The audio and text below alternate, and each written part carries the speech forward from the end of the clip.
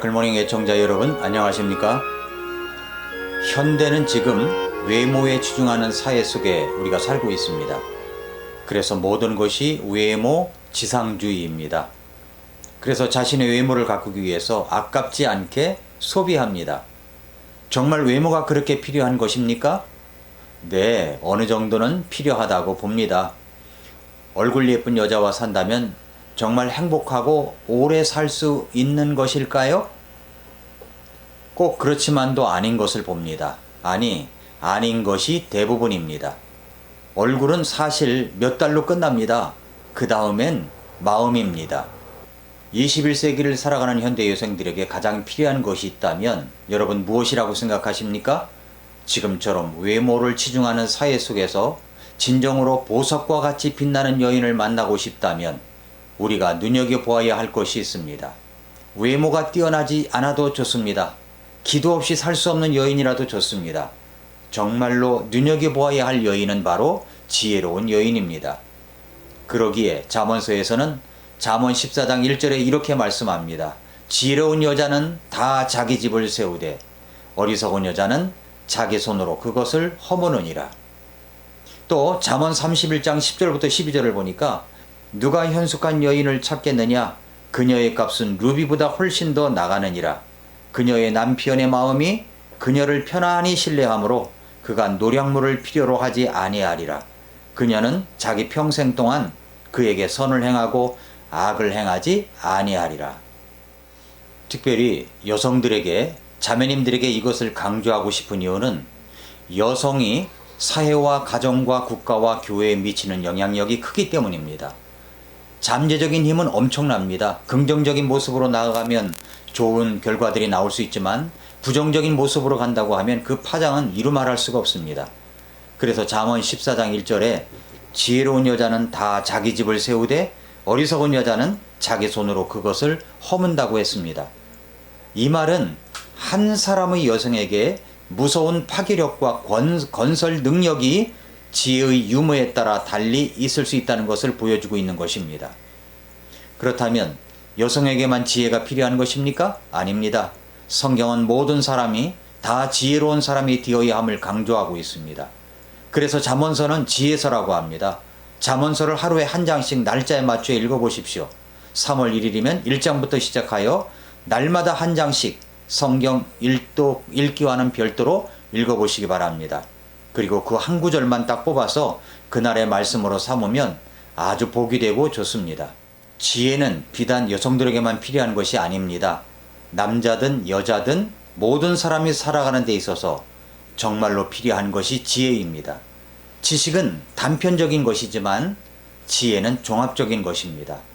그러기에 잠언서는 지혜를 예찬하고 있습니다. 지혜로운 자가 되어야 합니다. 지혜롭지 못하면 미련한 것입니다. 지혜로운 인생을 사십시오. 미련한 인생을 뒤로 하십시오. 잠언 13장 20절에서 지혜로운 자들과 함께 걷는 자는 지혜로우려니와 어리석은 자들의 벗이 되는 자는 멸망을 당하리라 라고 했습니다. 또 잠언 16장 16절에 보면은 지혜를 얻는 것이 금을 얻는 것보다 얼마나 더 나은가, 명철을 얻는 것이 오히려 은을 택하는 것보다 더 낫도다 라고 했습니다. 그렇다면 어떤 사람이 지혜로운 여성입니까? 어떤 사람이 지혜로운 자매란 말입니까? 어떤 사람이 지혜로운 사람이란 말입니까? 성경에서 지혜로운 여인을 뽑으라면 누가 될 수 있을까요? 그 모델적인 사람을 소개합니다. 오늘 본문은 두 남자를 구한 지혜로운 여인 아비가일의 이야기를 말씀하고 있습니다.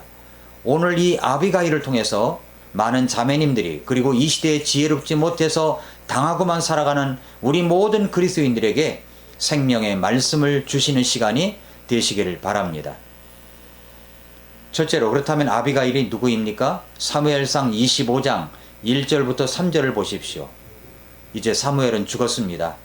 그러면서 마온에 사는 한 사람을 소개합니다. 그의 이름은 나발입니다. 그의 아내의 이름은 아비가일입니다. 야발은 야비하고 그 행위들이 악한 사람이었습니다. 이렇게 남편과 아내를 비교하고 있습니다. 그런데 본문에 보면 아비가일의 남편의 이름이 먼저 등장합니다. 그의 이름을 밝히기도 전에 그는 부자라고 소개합니다. 그의 재산이 얼마냐면 그의 재산은 양이 3천이요 염소가 1천 마리라고 말합니다.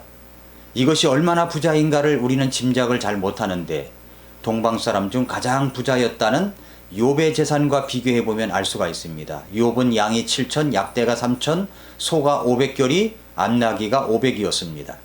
그러니까 욥과 이 사람을 비교해 보면 이 사람도 큰 부자였다는 것을 알 수가 있습니다. 이렇게 먼저 부를 소개하는 것은 그가 어떤 것보다 물질을 가장 소중히 여겼다는 것을 보여주고 있는 것입니다. 그는 물질을 위해서 살았고 물질로 만족하며 그렇게 살아가는 부류의 사람이었습니다.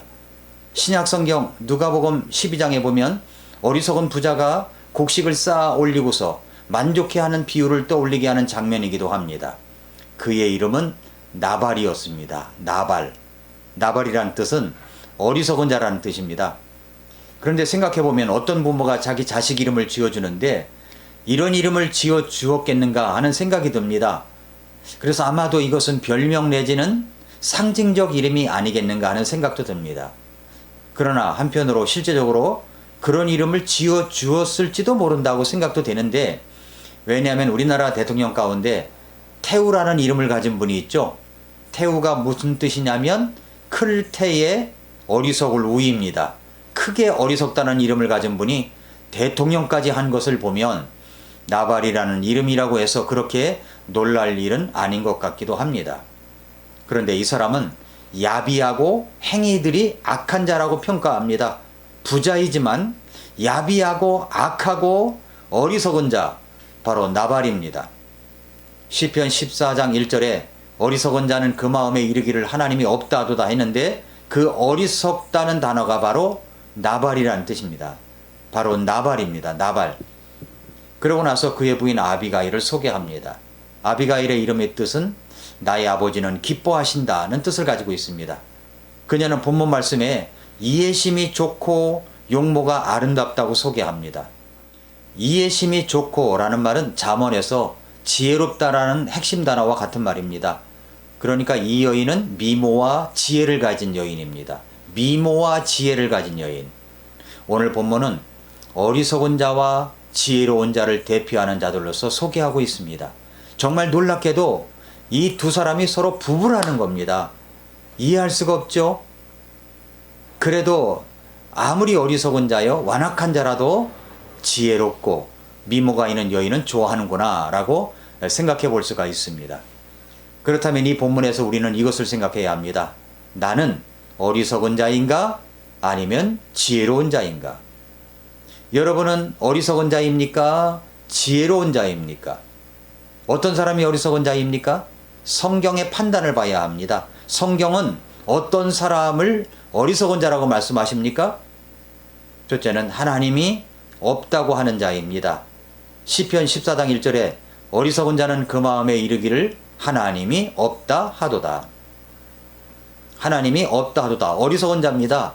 하나님이 없다고 하는 분들 어리석은 자입니다. 나발과 같은 사람들입니다. 또 하나님에 대해서는 부여하지 못하고 자기를 위해서만 부여를 쌓는 자입니다.